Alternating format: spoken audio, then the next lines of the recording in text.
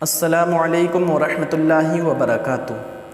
ایک سوال کیا جاتا ہے بار بار ہم سے بھی اور دیگر اکثر جگہ پر عورتوں کے متعلق عورتیں سوال کرتی ہیں کہ 16 سیدوں کا روزہ رکھنا کیسا ہے، اس کی شریعت میں کیا اصل ہے، کیا یہ روزہ رکھنا حدیث سے ثابت ہے یا کسی بزرگان دین سے ثابت ہے، اگر اسے رکھتے ہیں تو 16 سیدوں کا روزہ رکھا جاتا ہے یا کس مقصد سے رکھا جاتا ہے اور کس کے زمانے میں یہ رکھا گیا اور اس کا رکھنا صحیح ہے یا غلط ہے۔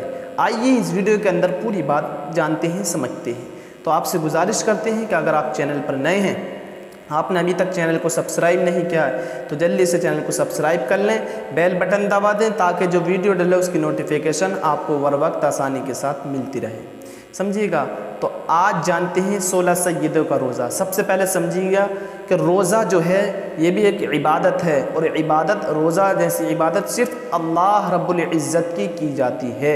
یہ 16 سید یا کوئی اور بھی جس کے بھی آپ سمجھتے ہیں تو روزہ کسی اور کے لیے نہیں، صرف اللہ کے لیے رکھا جاتا ہے، یہ عبادت ہے۔ لیکن اس کے نیت جو ہے، اس کا ثواب جو ہے، ثواب وہ جو ہے آپ جس کی طرف چاہیں وہ کر سکتے ہیں۔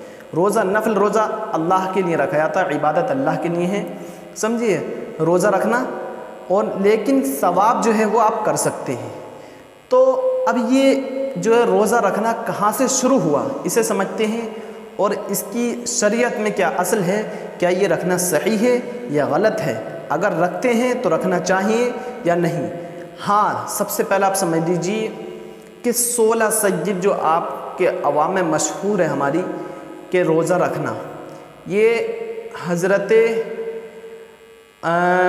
مجدد الفسانی رضی اللہ تعالی عنہ نے فرمایا کہ اکبر کے زمانے میں یہ روزہ رکھنا شروع ہوا۔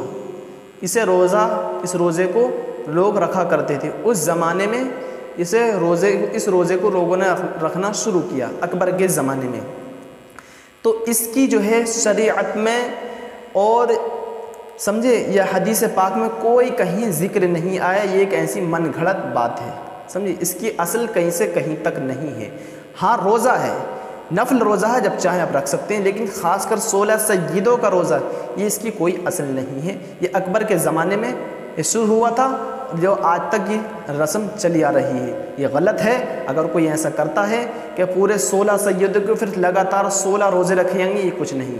روزہ اللہ کے لیے ہے، لیکن ثواب جسا آپ چاہیں کر سکتے ہیں، خاص کرنا کسی کے لیے کچھ نہیں ہے۔ اس کی شریعت میں کوئی اصل نہیں ہے کہیں سے کہیں تک۔ جہاں تک مجھے معلوم تھا میں نے آپ تک بتا دیا ہے۔ اگر کوئی ہمارے بھائی احباب دوست زیادہ جانتے ہیں، انہیں کہیں کوئی بات معلوم پڑے تو مجھے آگاہ کر دیں، میں بھی اب ان کی بات سمجھ لوں گا اور میری جو ہے علم میں اضافہ ہو جائے گا۔